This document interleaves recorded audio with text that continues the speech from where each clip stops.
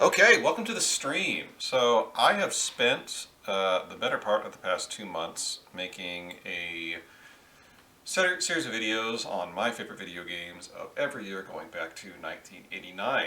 And being the internet, I figure, well, now we have to rank them all, don't we? So here we are. We have a tier list up. We have all of the games from my list ready to go, and yeah, we're gonna go through these one by one and see if we can't figure out what the best games of all time are.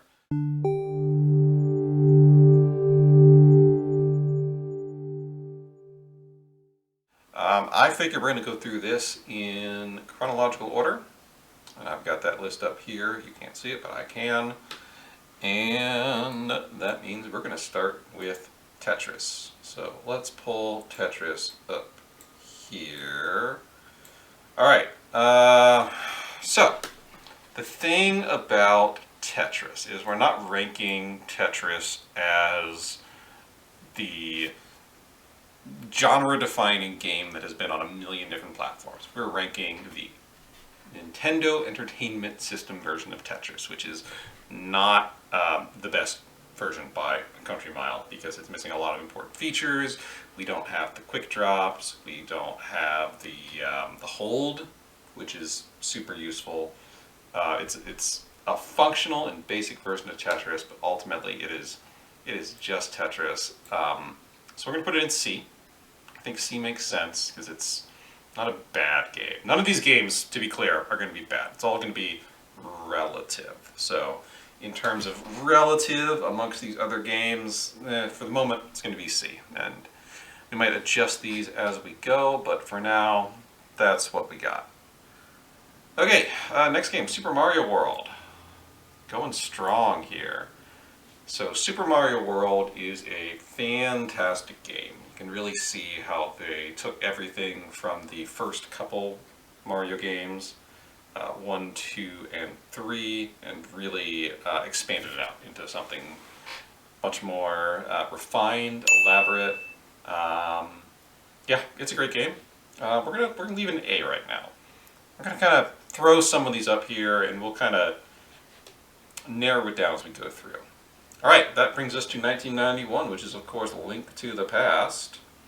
Where are you? Right here. Link to the Past.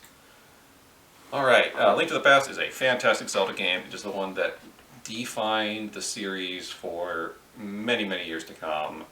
I have played this game so many times. It is fantastic. It has that thing that Super Nintendo games do, though, where things are a little less defined. You know, there's a lot of, it feels experimental, right? You can walk into a cave and find something interesting. They've got lots of items that you don't necessarily even need, which I think is cool, but it's a very different feel. Ultimately, I would say I do like Link to the Past better than Mario World. So we're going to do this for the moment. I think the goal is to leave that S tier for when we're truly talking about like my favorite games ever. So that's we'll see what makes it up there. I have some ideas, but I will say I have not gone through this list thinking about this yet. I have very intentionally not thought about this as much as I could. So we'll see how that goes. The next one is probably one of my most controversial picks of all. So 1992, World of Illusion. I'm just going to go ahead and put this down there. World of Illusion is a game that means a lot to me. It's a game that I played with my dad when I was a kid. It's not a bad game by any means. I didn't pick any bad games, but it doesn't have the sauce like some of these other games. So it's definitely one of the weakest on this list, and I think D makes sense for that. Moving on to 1993, we have Mega Man X. Mega Man X is an amazing game because it managed to evolve what Mega Man had been for so many years, and I really like what they came up with. It's faster. It takes advantage of the technology of the Super Nintendo to make everything, just a little more polished, and it's a great game. but in terms of my preferences, it's not a game I go back and play. It's a good game, but you know. All right, that brings us to 1994, which is of course Sonic 3 and Knuckles. This is easily one of my favorite Sonic games of all time. As a definite Sonic fan, excuse me, none of the original Genesis games are bad. 1, 2, and 3, all great games. Obviously, Sonic has sort of dropped off over the years, which is unfortunate, but, you know, here we are. That being said, Sonic 3 and Knuckles, great game. Definitely has to go up in A tier. Question is it better? You know what? So, between Sonic and Mario here, Sonic 3 is the game that really captured me as a kid. So we're going to give it the edge over Mario World for the moment. We'll see if I change my mind as we go through this. Alright, that means we're moving on to 1995, and 1995 is Chrono Trigger. I'm going to go ahead and just put you up here because Chrono Trigger is one of my favorite games of all time. This was the kind of game that I would go over to someone's house and you'd get like a half an hour to play some of this game, and or maybe you'd watch them play it for an hour while you're waiting for the parents to make dinner or something like that. It's a lovely game. The graphics are just stunning for the Super Nintendo. The story is very clever in how it uses the time travel. And it's just such a polished RPG. Coming from the long history of Square RPGs, where so many of them were kind of, you know, they're good, but really clunky. Chrono Trigger was the RPG that took chances with the formula for the first time. I mean, 6 did some of that too, but Chrono Trigger was like the dream team. All the best people at Square coming together for this game. It really paid off. Alright, that brings us to 1996. 1996 is another great game. Oh boy, Mario RPG. What can I say about Super Mario RPG? It is my first RPG. It is a legitimately funny game. It's very creative the way it uses Mario as a character in his world in an RPG. I think it inspired a lot of future RPG developments with its active time battling system. So yeah, the question is, where do I put it? So we're already getting a little tricky here, right? Because, for instance, I mean, honestly, I do like it better than Super Mario World. Do I like this game better than Sonic 3 and Knuckles? I do. Do I like it better than The Legend of Zelda: Link to the Past? I think I do. Okay. Wow. Yeah, that's almost surprises me, but Chrono Trigger definitely feels like it's in a different tier to me. I'm not quite sure if I can articulate why that would be. A lot of it's just more polished. It's more ambitious. Super Mario RPG did some great, clever things, and I love it for all the things it tried. But in a lot of ways, it wasn't going for the same level, the same like scale of gameplay that Chrono Trigger was. Chrono Trigger is a game that like spans eras, sagas. You know, you're traveling all the way throughout history. It's just, man, it's an epic adventure. So I am going to put it in that tier above Super Mario RPG. I think that makes sense. I think I'm okay with that. Which brings us to the 3D era, finally. I know a lot of people were mad that Mario 64 didn't make it on here. Whoops. But that means we are moving on to Final Fantasy VII, my pick for 1997. Final Fantasy VII is a genre-defining game, no doubt. It was a game that really captured the imaginations of people who hadn't really played RPGs before. A lot of that had to do with the graphics, a lot of that had to do with the modern setting. You know, the cutscene graphics in Final Fantasy VII were mind-blowing at the time. They looked fantastic, although the in-game graphics, the little chibi-fied sprites that you're actually running around the screen on, those are kind of hilarious. And the gap between that and the in-battle models and the cutscene models is hilarious. Although even these days, the cutscene models don't look fantastic. So yeah, this is a game that broke through in ways that no other RPG had before. And I would say I definitely like it more than Mega Man X. I would say that. Yeah, I don't think I can put it higher than this, honestly.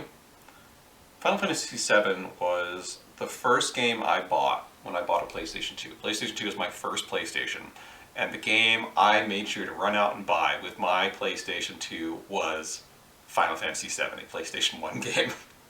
So it was another one of those games that I didn't have. I had to play at friends' houses in little bits. I specifically remember the Jonin canon and the parade scene and all that kind of stuff. That was the part I saw a lot of. The Highwind, that scene where the Highwind's like floating above you. It's really cool. But ultimately, it does not stick with me the way some of these other games do. So B tier. B tier it is. All right, moving on. Ooh, now we're getting into it. Another all-time great. There you are. It's square, so it looks smaller. Well, the picture's square.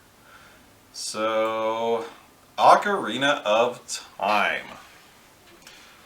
Ocarina of Time is an amazing Zelda game. It is an amazing game, period. It still holds up all this time later, I feel, even though obviously Nintendo 64 is a little, a little clunky at times. A lot of people got mad at me when I was talking about how these games were so similar, Link to the Past and Ocarina of Time. But, I mean, they really are. Structurally, you've got your 3 dungeons in the light world, or the 3 dungeons as a child, when you switch over to an alternate world with either the future timeline or the dark world, and everything kind of becomes harder, and you've got more complicated dungeons. Very similar ideas there. Ocarina of Time, of course, used 3D very well. It introduced all kinds of new mechanics, like the music, and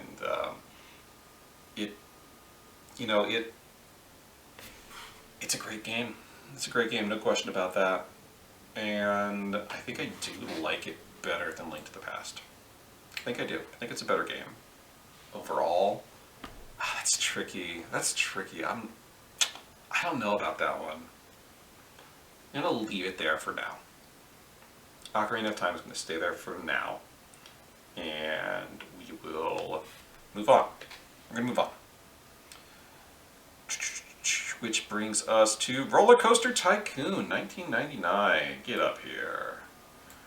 So Roller Coaster Tycoon, I think, is a very clever management game. There's so many management games. These days you can find a management game for anything under the sun, from entire cities to worlds to hospitals, jails. There are so many things you could simulate, but for me, nothing tops. Well, I say that. There's one more simulation game that is going to top Roller Coaster Tycoon, but that aside, the ability to build roller coasters, your own amusement park, it's so much fun. And the editor is a little clunky, but it's solid. And I think Roller Coaster Tycoon is a great game. I definitely like it better than Tetris. Go over there. But I don't think I can ultimately put it any higher than that. I think that's where Roller Coaster Tycoon is going to end up. Yeah, I'm good with that. Alright, moving on to 2000. Oh boy, here we go. Skies of Arcadia. This is a fantastic game. Tragically overlooked game. RPG set in a land of sky pirates. A world with no known floor. It's all just floating islands in the sky. And very anime. It's the most anime RPG I've played. Skies of Arcadia is a great game. Skies of Arcadia is a game that means a lot to me personally. Like, no question, I like this better than Final Fantasy VII. It's not a perfect game, though. The combat, having replayed some of it, the combat has some interesting things going for it. I like the elemental upgrade system. So you can equip certain elements and upgrade those abilities specifically. Gives you some flexibility in how you train your characters. But, man, there's so many moments this game that hit me so hard. Like the moment where you get to steal the evil empire's big fancy ship and make it your own, getting shipwrecked on an island and then having to like survive there for a little bit and then eventually turning into your pirate base. I don't know though. It's a hard one. I feel like it's got to be higher than B though. I can't put it at B. Can't do that. And it's going to jump up here in front of Mario World actually. I think that's where it's going to sit for now. I think so. It's going to have to be it. Alright. Moving on. 2001. So, Wario Land 4. The thing about 2001, I struggled a lot with this year. I actually played a ton of Jak and Daxter this year for this year's video, and for a long time I thought Jak and Daxter was going to be my pick because I really like those games. I like a good, solid 3D platformer. It's very polished. At least that's the way I felt about it. Going back and playing it, it does feel a little clunky. I don't know. It just, as I was playing Jak and Daxter, I just wasn't feeling it. And I just couldn't bring myself to make it, and that's why I made that video the way I did. Literally, I just felt like I had to make it Wario Land, because Wario Land is a great game. It's a fantastic 2D platformer. You can tell it's a good platformer because it now has imitators with like Pizza Tower and Anton Bast, two separate indie games that are trying to emulate what Wario Land 4 did with the sort of Wario running like crazy through maps. It's a great game. The question is, where does it go? I mean, I really like this game. It's a game that I didn't play a ton of, but I played a lot when it was released. If that makes sense. I don't even know how I got Wario Land 4, by the way. I don't know what about it made me decide to get that game. Did someone buy it for me? I have no idea how this game came into my life, but I'm glad it did. We're going to go in front of Mega Man X. So we're going to go. Oh, come here. There we go. Wario Land 4. Alright, let's see. Oh boy. Here we go. Moving on to 2002, and that means it's time for Metroid Prime. Metroid Prime was not my first Metroid game. I did play Super Metroid prior, but this was the first one I played on release. And it did such an amazing job of capturing the spirit of Metroid in 3D. I mean, people were shocked when they announced this was going to be a first-person game. It didn't seem to make any sense. Everyone assumed it was going to fail, and then it was great. It's not a perfect game. I mean, the platforming is, you know, a little clunky at times because it's first-person. But, you know, overall they did well. You know, I played through most of this game for the video, and I enjoyed it, ultimately. On the Switch version, by the way, with proper dual-stick controls, that's the way to do it. I really hope they actually do release 2 and 3 before 4 comes out, because we could use proper re-releases of those games. But where does it go? Where does it go? Man, I feel like I just keep moving Super Mario World down. I feel bad for Mario on this, but it's really hard to rank these in any sort of objective way. But yeah. Is it better than Metroid Prime? Is Skies of Arcadia better than Metroid Prime? I think Skies of Arcadia means more to me. Ultimately, that's what this ends to. This isn't about just the quality of games, of course. It's about which games mean something to me. And for that reason, I think Skies of Arcadia, Sonic 3, the Zeldas, Mario RPG, Chrono Trigger, yeah, I think in that context that makes sense to me. So, we're good. It's going to stay there. Alright, that brings us to 2003, and whoo boy. one of my all-time favorite games. It's going right up there to S. S for SSX. SSX3 is a phenomenal snowboarding game. Tricky is the one people usually think of from this series, and it's an okay game. It's very arcadey. You've got, you know, distinct levels, and you're going down them to earn medals, to unlock things, and I mean, that's all fine, that all works, but Tricky can't hold a candle to 3 for me. 3 has this big connected mountain where you can snowboard all the way from the very tip top all the way down to the city at the bottom. That's fantastic. The snow looks great. I mean, this game still looks good, which is kind of impressive for a GameCube game. Looks pretty solid. And the controls are so much more polished. They definitely smooth a lot of stuff out. Like, Tricky will punish you for being too aggressive with your tricks. And that's a little frustrating sometimes. But I like the way that they polish it out. It's much more forgiving, certainly. Alright, I'm seeing we are on an ad, so I'm going to take a quick pause and handle that. Alright, we are back from our ad. We have ranked SSX3. Boy. Do you know 3, SSX3? When I played it for this video series, I fell right back into it. I was shredding on that mountain. Yeah, for me personally, objectively, Chrono Trigger is probably a better game, but I think 3 is one of the best games of all time, so there it goes. That's where it sits.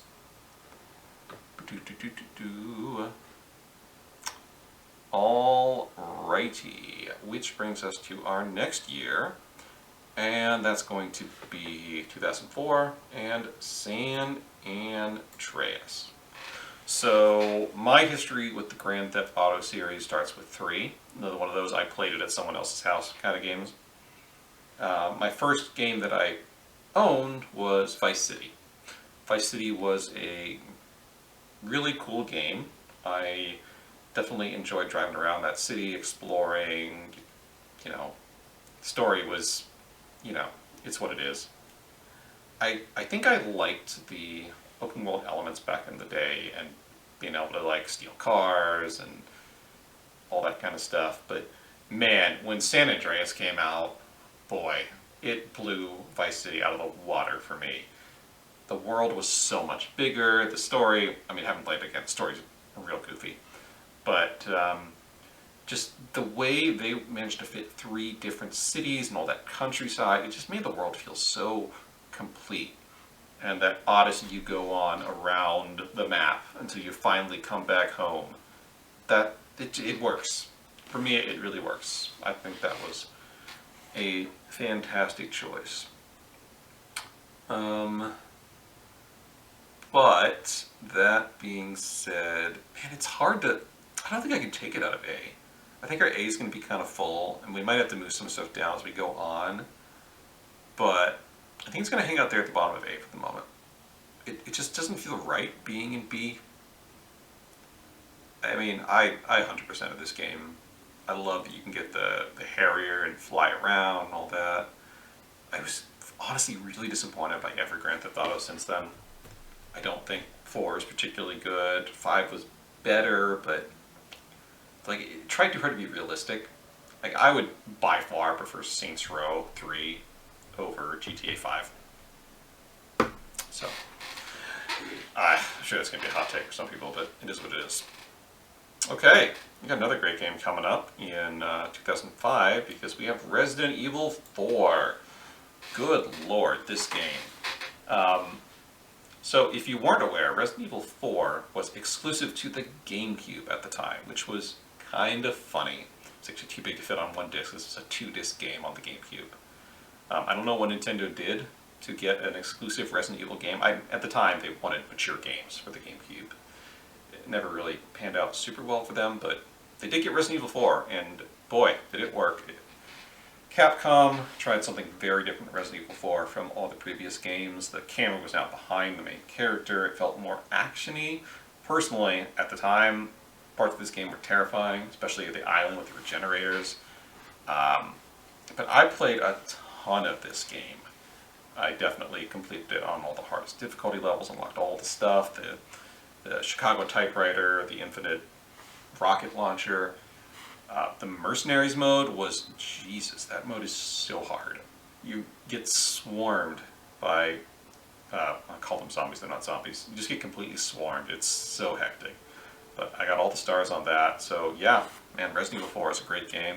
It's also one of the few games my brother played. My brother's like 5 years younger than me. He got really into this game.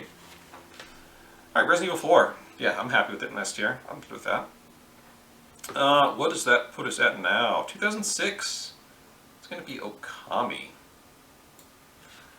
Okami is... it was kind of described as a Zelda clone at the time. I don't think that's fair, but in so much as it's an adventure game where you gather abilities and go to dungeons and all that kind of stuff, you kind of see the connection. I think we get a little obsessed with describing games in comparison to other games. I admit I'm making a tier list right now, so maybe not the right time to be making that criticism, but that said, Okami really sells itself on its art style. And there's some games where that would be a criticism, but for Okami that really works. Okami looked like nothing before. There'd been cel-shaded games before, absolutely, but Okami used the cel shading to depict traditional Japanese art style, which was a fantastic idea. I love using the brush. I love watching life come back into the world as you complete certain areas and you see the greenery rush and chase away the gray. Kind of the kooky characters, the focus on Japanese culture, which I quite enjoyed. Yeah, Okami's a great game. It's also a really long game. I was surprised. There were multiple times in the original Okami where I just assumed it was over and it just kept going. But ultimately I think it's going to go in B for me. And I think the reason for that is the combat. I don't love the combat. It's fine, it works, but I find myself trying to avoid it, which isn't a good sign in a game, personally. Again, nothing against any of these games. These are all excellent games. World of Illusion is an okay game. I'm not going to call it an amazing game. Alright, with Okami sorted, that brings us to 2007, and that means it's BioShock. Boy, BioShock. The marketing for this game really sold it. That first trailer, where you're under the ocean, in Rapture, and there's the Big Daddy, it was gruesome. And the drill goes right through you and you see it in first person. That was brutal. And the setting for BioShock really sold it. It looked great for the time. Of course, the twist is sort of like the big ticket item in this game. You know, it's the thing people really remember if you played it. But overall, I thought the story was really good. I like how they really depict this sort of capitalistic free market nightmare that definitely has nothing to do with modern reality at all. Yeah, I like BioShock. BioShock's a good game. I don't think I like it, but, man, this is kind of tough though. Where does this go? I don't think it's going to get out of B.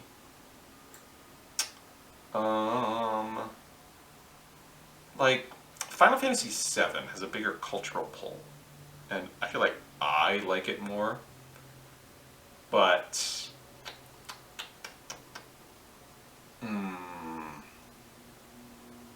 really BioShock right there. Not sure why. It's more of a feeling than a logical thing, but yeah, it's going to stay right there for the moment. Persona 4! Alright. Here we go, 2008. No, it's going to go higher than that, I can tell you that much right now.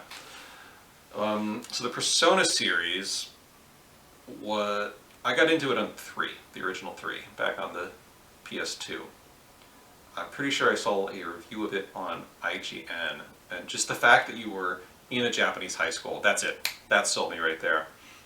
And I picked it up, and the way Atlas sold these games originally is they were sort of in default in a special edition.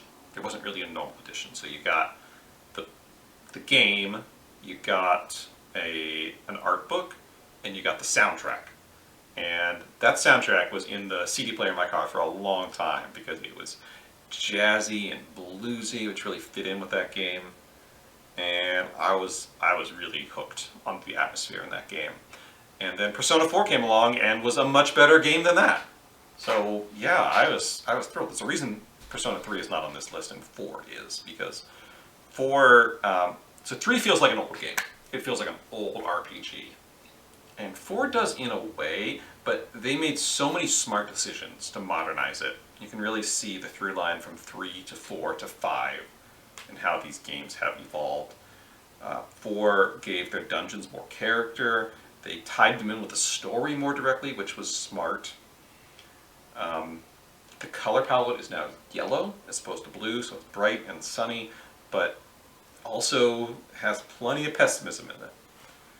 So I'm going to say Persona 4 is going to jump up here. Like, it's not going to be able to get past Skies of Arcadia, right? Because it's like, how do I justify that? I like Skies of Arcadia more as an RPG than Persona 4.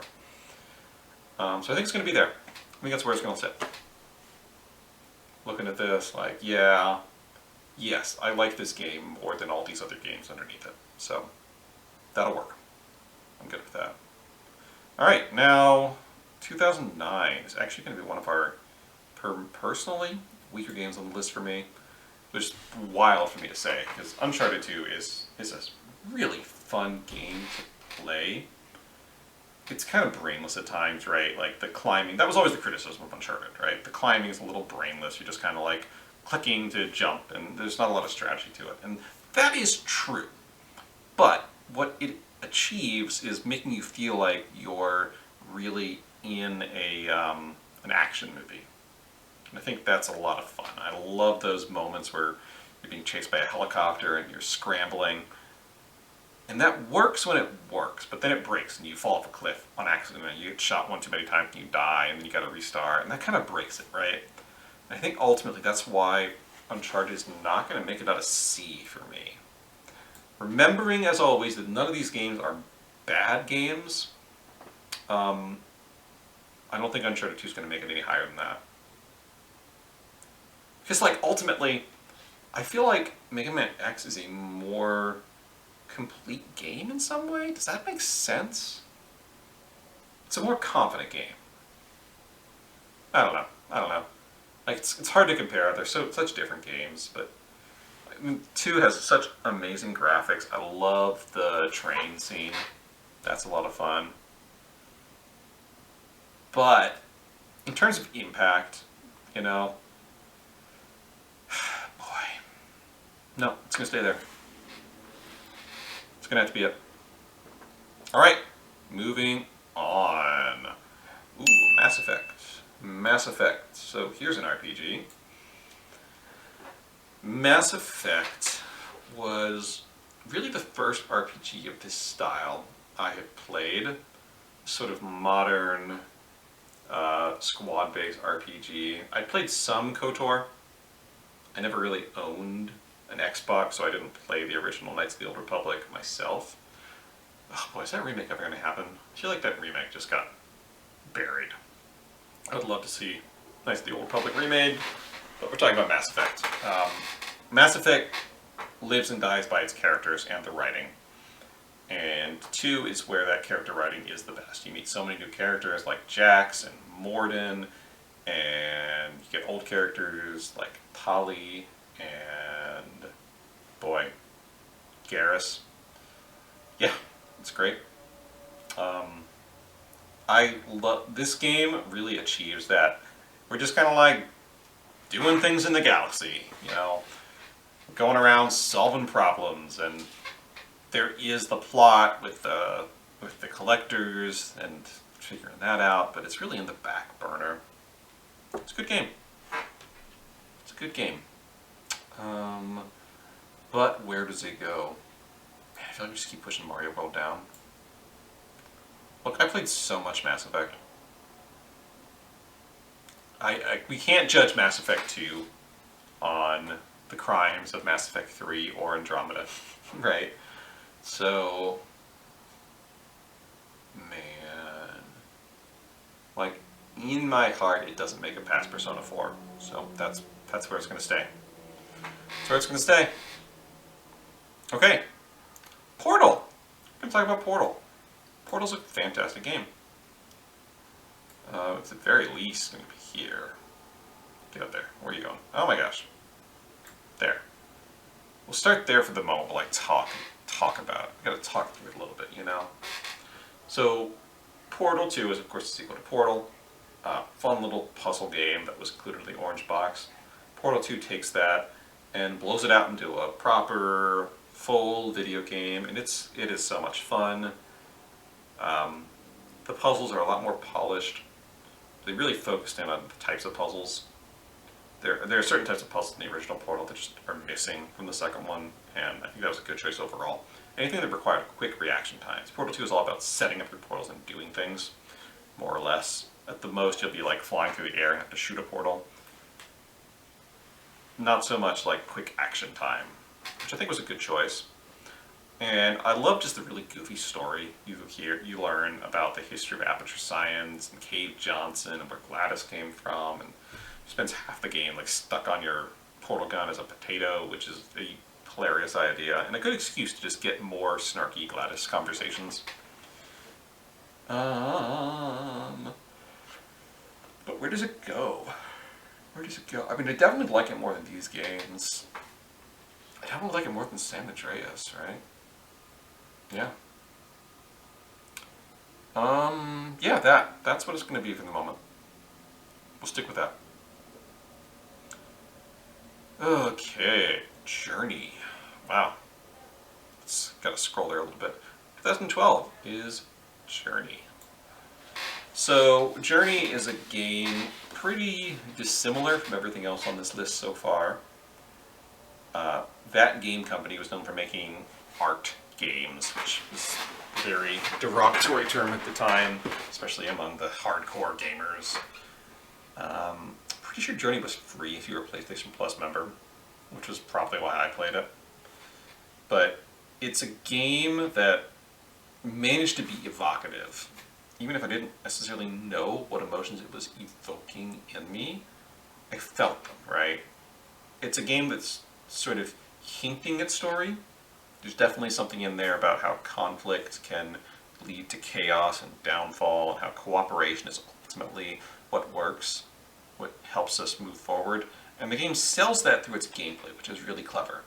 And when you actually get to journey through the game with another person, and you can see how you can help each other, I've actually really enjoyed playing it in the years since, when you meet someone who doesn't know what they're doing. You can kind of guide them through like a Sherpa. I think that's fun. And of course it's gorgeous. I used to listen to the soundtrack when I was going to bed, just because it's such a fantastic soundtrack. Yeah, man. Journey. It's a great game. Where does it go on this list? I don't think it makes it super high. It might be where it is. I don't think I can go down and see. I don't think that makes sense to me. But maybe the bottom of B is where it goes. It's going to go over Maker Man X. That's what it's going to do. There. Okay. Good job, guys. Alright, what year are we at now? Where does that put us? 2013. 2013 means we get to talk about Pikmin. Boy, I love Pikmin. Pikmin are great. Such goofy little characters. I have played every single of the mainline Pikmin games. I didn't play Hey Pikmin because, you know, that made me sad. I love all these games. It's something so satisfying about building this little army of tiny little creatures and going out and collecting things, and when you have them all scattered around the map doing little things on their own, you know, killing this guy and dragging it back, and grabbing that thing and knocking out this wall over there. It's really satisfying to get that going. And Pikmin 3 specifically really focused on that multitasking element by giving you 3 captains you can kind of micromanage. And I think it's great you can send them across the map with some Pikmin. That really helps automate some of your processes. It was the first new Pikmin in a few years. I like the big bosses, that's fun. The rock Pikmin are a little overpowered, I have to say. Purple Pikmin were overpowered too, because you throw them and they like stun things, and rock Pikmin just do like direct damage that can't be crushed. But I really like the flying Pikmin. They're not great. Combat-wise, they're hard to use, but I like them. Oh boy, where's Pikmin gonna go though? That's the real question. That's the real question. Definitely has to be San Andreas. The thing is, Pikmin 3... I don't know about a Pikmin game. We could do a whole tier list of Pikmin games, and it would probably be more of a struggle. I think here... I think so. Yeah. Yeah. Okay, I'm good with that. Looking at this now, looking at these games in relative position, I'm thinking San Andreas actually moves down just to make space. I think we're going to go with that. I think Mega Man X is also going to move down. Not because it's a bad game, but because it just doesn't mean as much to me as some of these other games. So that's what we're doing. Alright, after Pikmin 3, that gets 2014, and that's a Donkey Kong game. Boy, there's so many good Donkey Kong games. Like, Secret Best Series, actually. There's not a bad mainline Donkey Kong Country game. Emphasis on country, because Donkey Kong 64 is rough. But Donkey Kong 1, Donkey Kong 2, Donkey Kong 3 even, still a solid game. It's like a little worn around the edges. They stretch things a little thin, but it doesn't make the game bad. It's just not as original anymore. And then Returns and Freeze are both wonderful reinterpretations of the series. I love that we can now play both of those games without motion controls. That's a success in my book, because shaking the controller to make Donkey Kong roll or blow air, ooh, that was rough. Donkey Kong Tropical Freeze in particular has some fantastic levels, the graphics are great, the music is fun, so many creative worlds that you move through, and I love the end when you get back to Donkey Kong's island and you replay some of the levels from Returns, but frozen. That's fun. Good game. Boy, it's definitely a better platformer than Super Mario World. It's just, it feels so good to play. It's such a fun game. But I think it's going to go there. I definitely like Pikmin 3 better. So, yeah, that's where it stays. Okay, woo, here we go. 2015.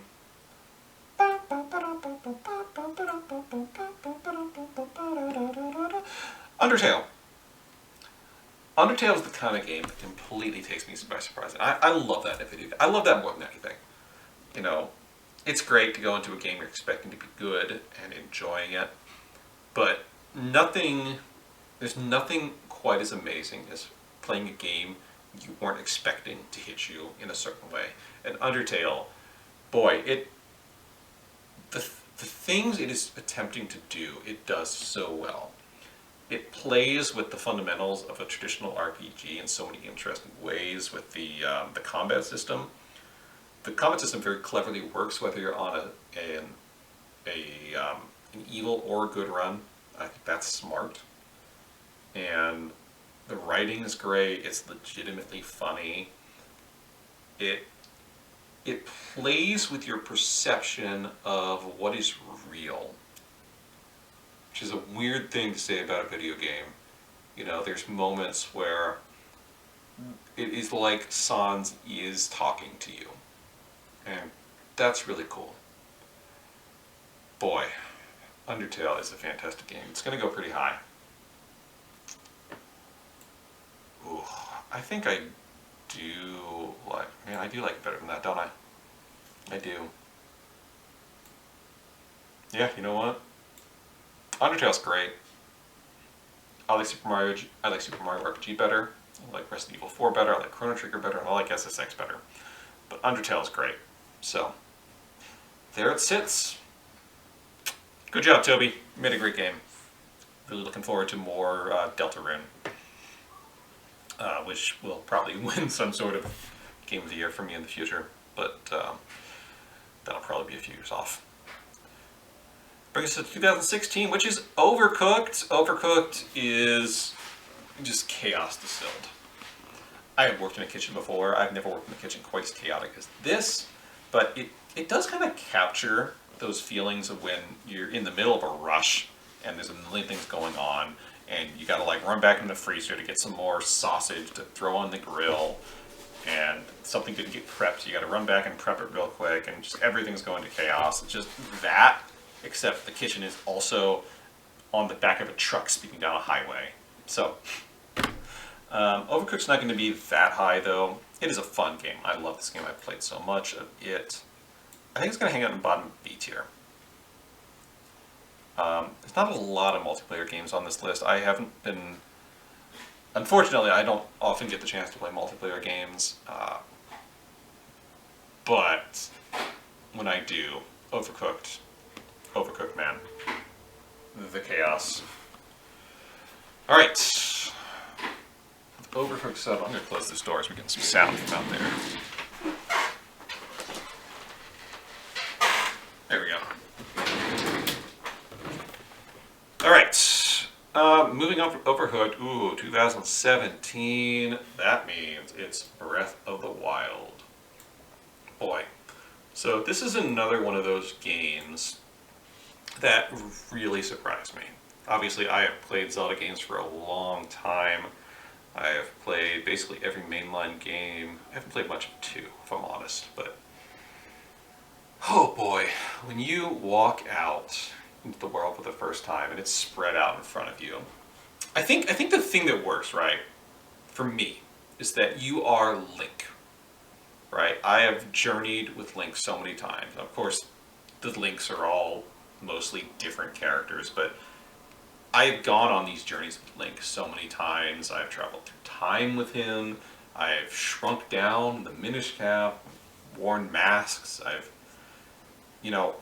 My childhood was spent with Link, and then seeing him come out into this big open world that was so expansive and different, I think it hit me deep inside, and like the references with the old man in the little cave at the beginning. Boy, I enjoyed every moment of that game. I loved exploring. I loved being able to find things around every corner. The Koroks are great. There's a lot of things you complain about. Look, you can complain about a lot of things Breath of the Wild. A lot of people don't like the weapon breaking. The combat is meh. It does reward creativity. I like being able to just climb over whatever. I'm the kind of guy who's like, what's on top of that mountain? Let's go find out. I don't get easily sidetracked with that. I wish there were more items, right? That's the biggest thing. You get your runes at the beginning, but there's no hook shot. Boomerangs are in the game, but they don't really serve the same function. There's rods in the game, but they don't quite serve the same function. But I think it does hang out in the bottom of S. I think it does. Because what Nintendo did is they made a new style open world game. Obviously there have been a million open world games before. Ubisoft most famously filled their open world games with millions of icons and lots of side quests, and Zelda doesn't have icons, not really, not that way. You can place things on your map, and that's great. It's really about going where your interests lead you. And I think that's great. It's the kind of game that will trust you to go off in another direction if that's what you want to do. They point you in a direction, but they don't make you do it. And I love that. I love that about the game. I love a game that trusts you. And that's one of the reasons Skyward Sword isn't on this list, because that is not a game that trusts you. Skyward Sword is a game that wants to hold your hand every moment of the way, constantly being interrupted and distracted, and it just drags drags it down so much. Breath of the Wild doesn't do that to you.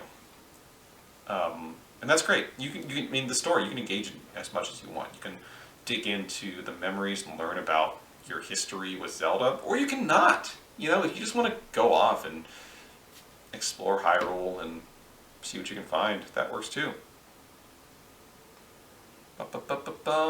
Ad time.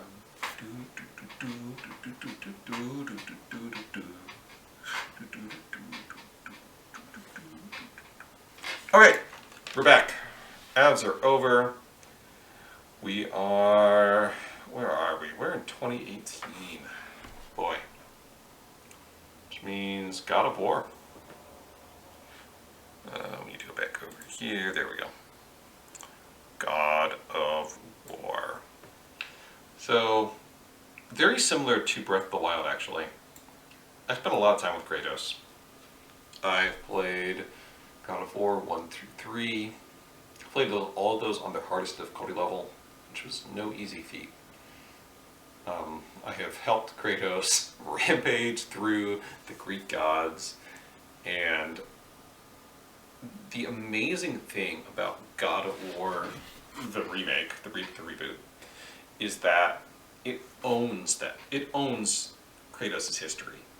It looks at this character who is known for being this just ball of rage, barreling through Greek society and destroying all the gods, and says, how would that make you feel? And not great, it turns out.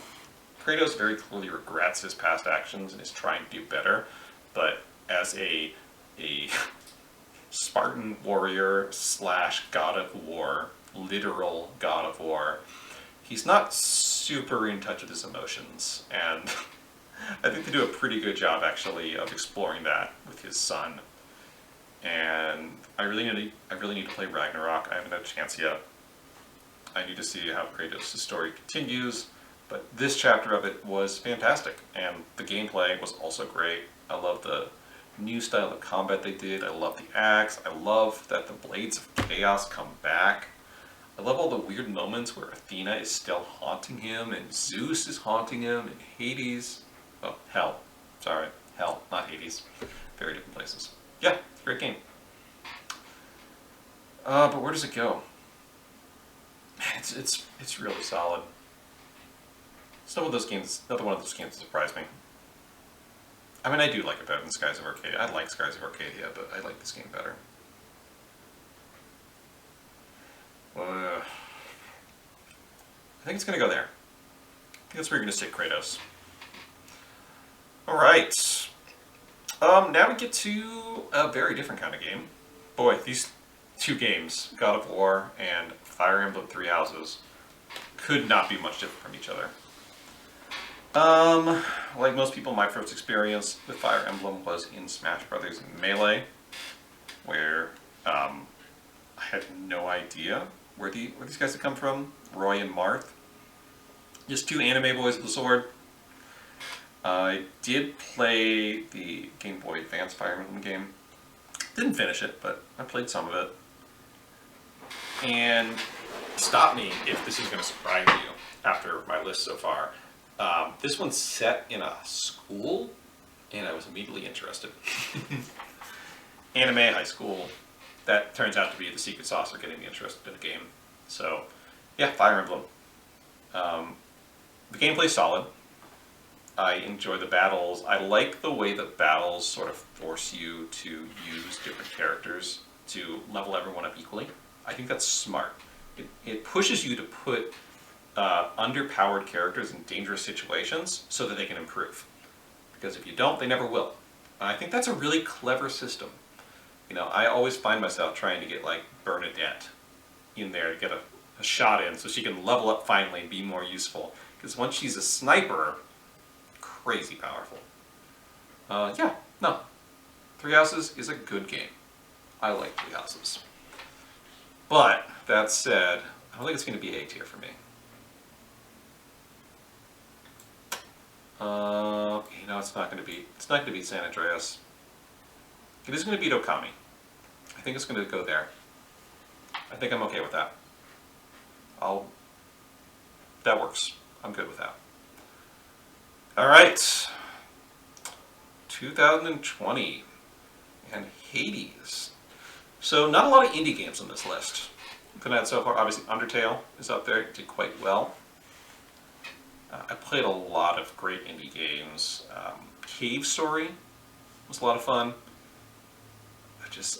I feel the need to defend indie games because I tend to lean towards the big, impressive games too, like so many people. But Hades is great. Hades is a roguelike that manages to include story, and the story structure cleverly supports the roguelike elements, so you're constantly worried about, you're trying to escape hell, and if you die, you're a god, so you just come back and start again. It's great. I love it. It's a very solidly made game, but there's a but in there. I don't think it's going to be A. I like Hades. Hades is a great game, but it's going to be down here in B for me. I think it's going to hang out there. I don't know why. I'm not sure why. I mean, I've played more of it than Final Fantasy VII. Like, I really shouldn't be considering this as part of my argument, but Hades 2 is also really good.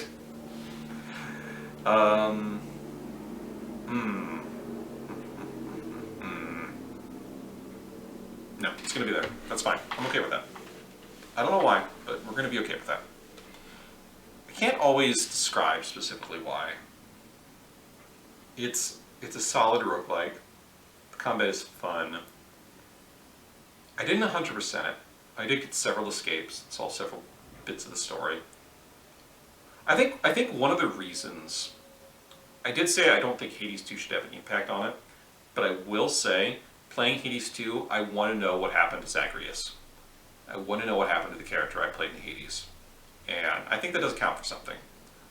That means that character meant something to me. That time I spent with that game meant something to me. And I think that does hold weight back in the first game.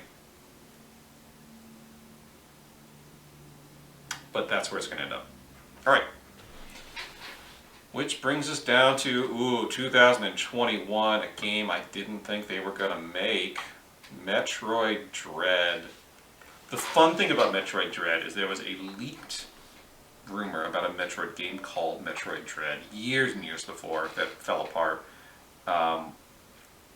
But then we finally got Metroid Dread, and boy, they made a great Metroid game. I have played through this many times now, and it's just, it feels so polished. I love the little bits where Samus can mount little ledges. Her jump and her wall jumps are nice and flashy. She's got the ledge grab still, that's back. Her aim is good. I like the counter. All of it really works together to give her a real sense of flow. Oh, the dodge. They give her this dodge movie so you can just like zip back and forth. That works great. It gives you a lot of the mobility you need to quickly dodge out of the way in the middle of a fight. So that works great. There's some fun abilities in there. I like the speed boost in this game is really good. The thing that has come out to me, having played this game a few times now, is you can see how the path through the game is very intelligently made. If you know what you're doing, you never really have to backtrack. There's always little shortcuts back, or there's a teleporter that'll take you right where you need to go. I think that's very smart. I am disappointed they broke some of the best speedrunning techniques. I'm no speedrunner by any means, but the sequence break at the beginning, where you get to skip the first Emmy, is fun. And of course the Emmy are probably the most controversial part. They are stress-inducing. They can just roll up on you and end you instantly. And that's rough. They're hard to avoid. It is stressful, but that's what they're going for. You know? And what is it, like maybe 25% of the game based around them? Most of your game is not in an Emmy space. You're doing traditional Metroid stuff. And I think that really works. They did tack on some interesting abilities, like there's a double jump for the first time. I think that's a good a good level of ability to give Samus, because of course normally she gets her space jump, which just jumps forever. But good intermediary level to just have the jump, just the double jump. And oh, the grapple beam. Love the new grapple beam. Much more flexible, useful in combat, which is clever. And the story is interesting.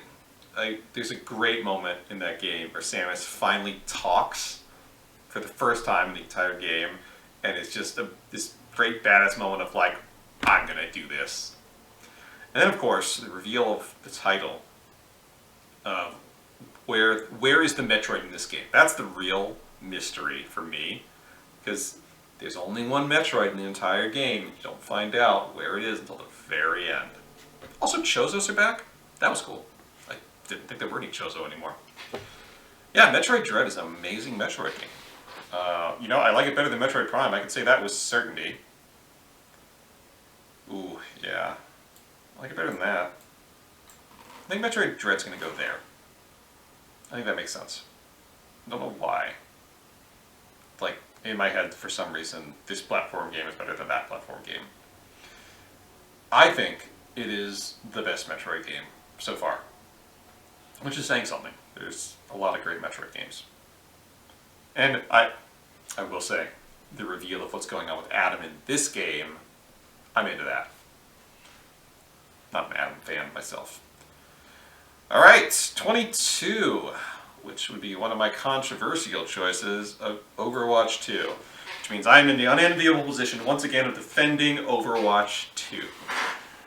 I like Overwatch. I played the original Overwatch. I'm a big fan of. Character-wise, I play a lot of Pharah these days. That's a recent thing ever since her rework.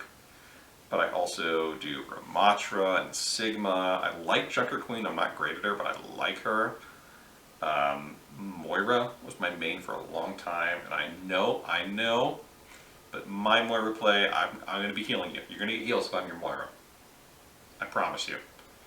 So, the thing about Overwatch 2 is, yes, they did not deliver the game that they said they were going to deliver. And I'm not thrilled about that. But ultimately, Overwatch 2 is still a good game. The mechanics are solid. The character design is still great. This isn't really factoring into the list because it came out after I picked Overwatch 2, but like literally 2 weeks after I released that video, they announced the perk system. And I've been messed around with that. The perks are a lot of fun. It's nice to see them take chances with the game.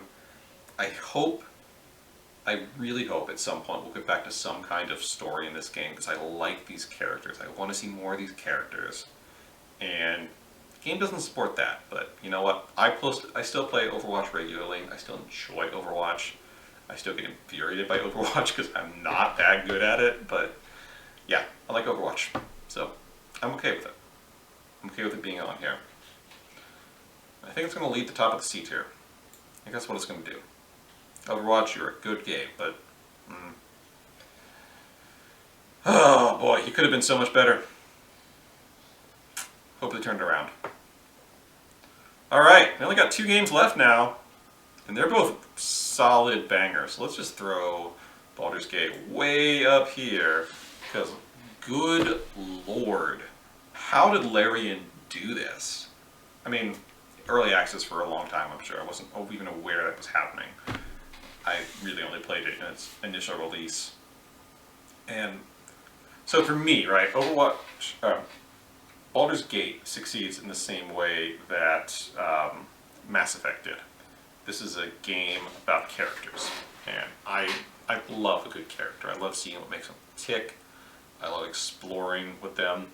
But there's so much in this game that just works. The combat system, I mean, it's basically just D&D, right? There's some concessions that are made to make it work in a video game, but at its core, it's the D&D combat system, and you see your dice rolls, and it feels unique. I mean, I never played the older D&D based video games, so maybe if I had, it wouldn't feel so unique to me, but yeah, it's a really good game.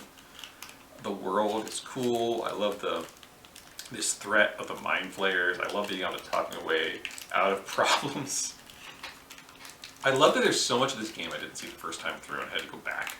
There's so many secrets hidden in this game. Wow. It's very good. Boy, I got to play this one in multiplayer. Ooh, you're going to jump up here. Maybe even here. I think Baldur's Gate's going to hang out there. Oh boy, I fear for what the next Baldur's Gate game is going to be without Larian Studios, and I can't wait to see what Larian Studios makes next. So, great job, guys. Baldur's Gate, you did it.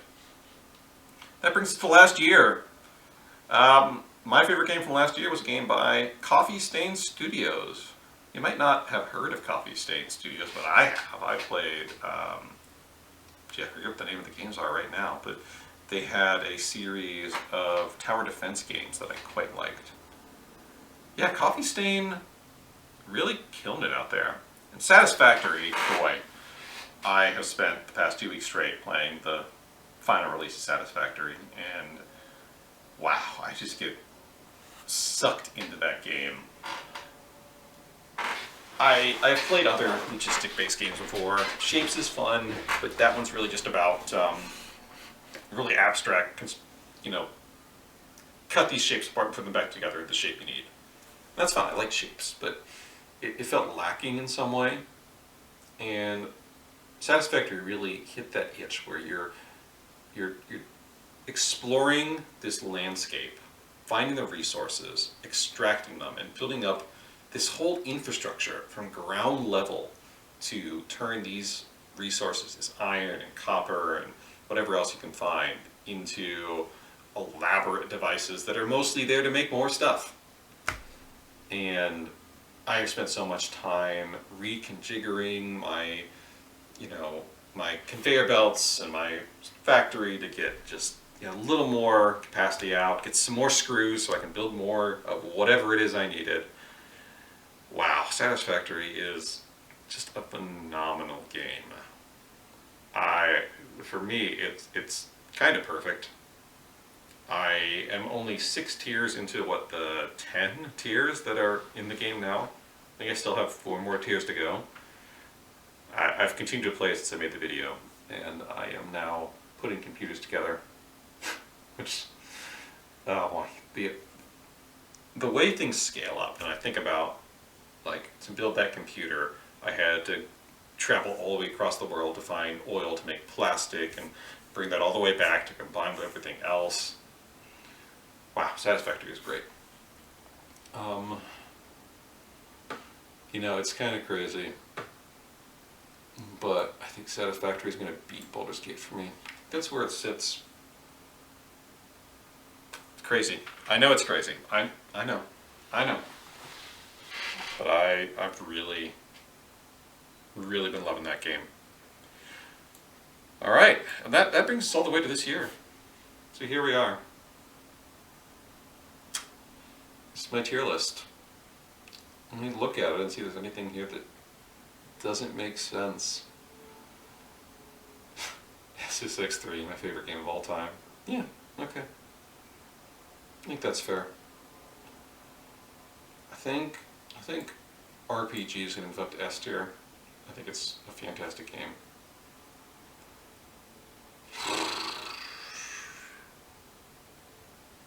Yeah.